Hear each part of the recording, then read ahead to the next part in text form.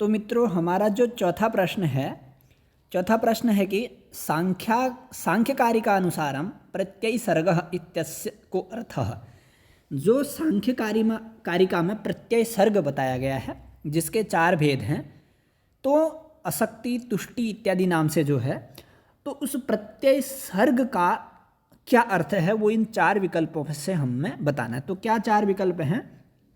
प्रत्ययो बुद्धि तस्य सर्गः कार्यम, प्रत्ययो मनः तस्य सर्गः कार्यम, प्रत्ययः संसारः तस्य सर्गः उत्पत्तिः, प्रत्ययो अहंकारः तस्य सर्गः कार्यम। तो मित्रों जो सांख्यकारिका है ईश्वर कृष्ण द्वारा विरचित, उसमें उन्होंने प्रत्यय सर्ग का पर्याय नाम बुद्धि सर्ग भी कहा है। तो इसलिए प्रत्ययो बुद्धि तस्य सर्गः कार्यम कहने का मतलब जो प्रत्यय होता है वो बुद्धि कहलाता है और उसका जो सर्ग है वो उसका क्या है? कार्य है। तो प्रथम विकल्प इसका सही होगा, प्रत्ययो बुद्धि तस्य सर्गः कार्यम। तो आइए अब हम 5वां प्रश्न जानते हैं। जो 5वां प्रश्न है मित्रों वो है ये जैन दर्शन से पूछा गया है। जैन दर्शन जैन मत नाम से पाठ्यक्रम में एक विषय है, तो उससे पूछा गया है। क्या है? अधोंकितेषु कयोर्द्वयोः समुचितः संबंधो अस्ति। यहाँ पर 4 विकल्प हैं। इन 4 विकल्पों में से 2 ऐसे कौन से विकल्प हैं जो आपस में संबंध रखते हैं, यह बताना है हमको। तो सम्यक दर्शन ज्ञान चारित्राणि मोक्ष मार्गः प्रथम, द्वितीय विकल्प है धम्मपदम, तृतीय विकल्प है त्रिरत्नानि और चतुर्थ विकल्प है योग दर्शनम। तो मित्रों जैन दर्शन में 3 रत्न बताए गए हैं। सी ऑप्शन में जो आपको दिखाई दे रहा है, 3 रत्न वो कौन से हैं? जैन दर्शन के अनुसार वो 3 रत्न हैं, सम्यक दर्शन, सम्यक ज्ञान, सम्यक चारित्र। वो मोक्ष के मार्ग हैं, वही 3 रत्न हैं। तो इसमें से ए और सी जो विकल्प हैं आपस में संबंध रख रहे हैं, तो इसलिए ए और सी ऑप्शन यानी कि हमारा दूसरा ऑप्शन सही होगा। बी और डी का इसमें आपस में कोई संबंध नहीं है। तो इस प्रकार मित्रों ए और सी यह हमारा विकल्प सही होगा। तो आइए छठा प्रश्न जानते हैं। तो छठा प्रश्न है मित्रों, वैशेषिक दर्शनानुसारम अधोंकितेषु समुचितम उत्तरम चिनुत।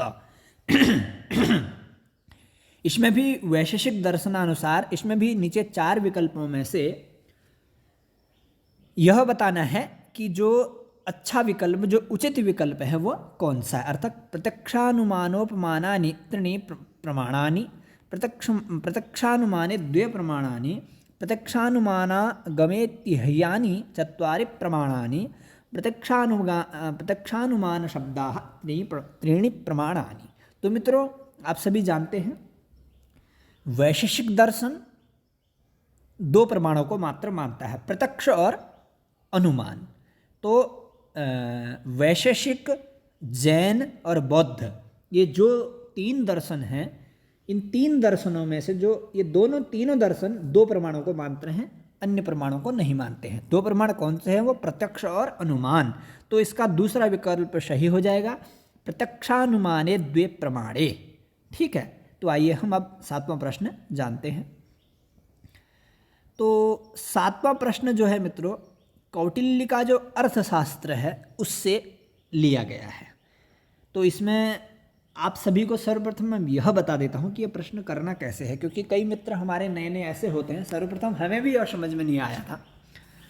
तो इसमें ऐसा करना है, पहला और दो कथन दिए जाते हैं इसमें, अभिकथन ए और कारणम आर। तो इसमें यह बताना पड़ता है कि ऊपर वाला एक कथन अभिकथन होता है और नीचे वाला कारण होता है। तो हमें विकल्प में यह बताना होता है कि यह इसका कारण है या नहीं है, या गलत है या नहीं है, सही है या नहीं है। तो ऐसा हमें इसमें बताना पड़ता है। तो अभिकथन क्या है यह जानते हैं हम।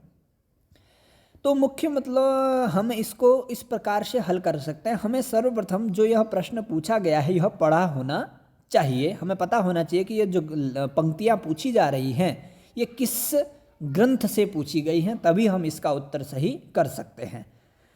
तो कौटिल्य अर्थशास्त्र जो है उसका विशिष्ट अध्ययन है। तो विशिष्ट अध्ययन में हम जानते हैं, विशिष्ट अध्ययन में तो हमें एक एक पंक्ति, एक एक शब्द का अर्थ जानना होता है। तो अभिकथन ए क्या है वो पढ़ते हैं। क्या है?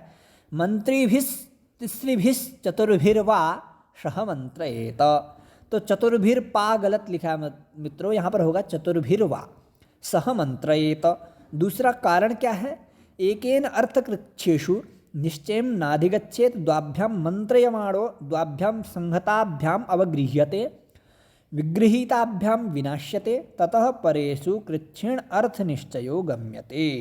अब मित्रों जो अभिकथन ए है उसमें ये कहना चाह रहे हैं कि 3-4 मंत्रों के साथ मंत्रणा करनी चाहिए, अर्थात मंत्री भी, अर्थात मंत्रियों के द्वारा, और वो मंत्री कितने हों? त्रिभी ही चतुर्भी वा, या 3 हो या 4 हो, इन मंत्रियों के साथ मंत्रणा करनी चाहिए, ऐसा बता रहे हैं। फिर नीचे क्या है?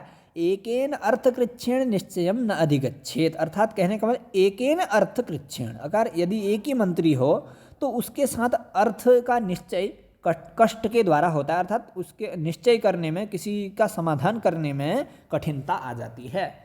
फिर कहा द्वाभ्याम मंत्रयमाणो द्वाभ्याम संहताभ्याम अवगृह्यते। फिर क्या कहा? 2 यदि मंत्री हो तो वो मिल करके आपस में मिल जाते हैं। क्या कहा? द्वाभ्याम संहताभ्याम, द्वाभ्याम संहताभ्याम, मिले हुए 2 मंत्रियों के द्वारा मंत्रणा करते हुए, निश्चय करते हुए, विगृहीताभ्याम विनाशयते, अर्थात विनाश्यते। तो दोनों यदि मंत्रियों के साथ हम कुछ अर्थ का निश्चय करने जाते हैं तो वो भी नहीं सिद्ध होता। तो फिर इसलिए कहा ततः परेषु कृच्छेण अर्थ निश्चयो गम्यते, इसलिए परेषु अन्येषु चतुर्षु, अर्थात 3 या 4 मंत्रियों के साथ ही हमें अर्थ निश्चय करना चाहिए। तो इससे हमें यही पता चल रहा है, पहला विकल्प भी सही है, दूसरा विकल्प भी सही है, और दूसरा विकल्प जो है अर्थात कारण जो है वो उसका कारण भी है। तो ऐसा किस विकल्प में है? पहले विकल्प में ए तथा आर उभौ अपि असत्यम, कहने का मतलब है ए और आर जो दोनों पंक्तियां हैं वो गलत हैं, तो यह तो हमारा विकल्प गलत हो गया, यह नहीं है। दूसरा कहते हैं कि ए तथा आर दोनों सत्य हैं और आर इसका उचितम कारण अस्ति इत्यस्य, तो हमारा दूसरा विकल्प इसमें सही हो जाएगा, इसलिए हमें बाकी नहीं देखना है। ठीक है, तो कहने का भाव यही है, ए भी सही है, आर भी सही है, और साथ में आर ए का कारण है, ऐसा हमें जानना है। तो मित्रों हम आइए अब 8वां प्रश्न जानते हैं।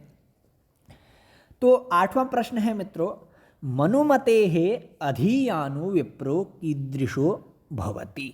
ये मनुस्मृति से पूछा गया है। तो इसमें ये दूसरे मनुस्मृति के दूसरे अध्याय से पूछा गया प्रश्न है। तो इसमें क्या कह रहे हैं? मनु के मत में, मनुमतेः अर्थात मनु के मत से अधियानः, अधियानः तो होता है पढ़ने वाला, किंतु यहाँ पर अनधियानः, अनधियानः जो नहीं पढ़ता है।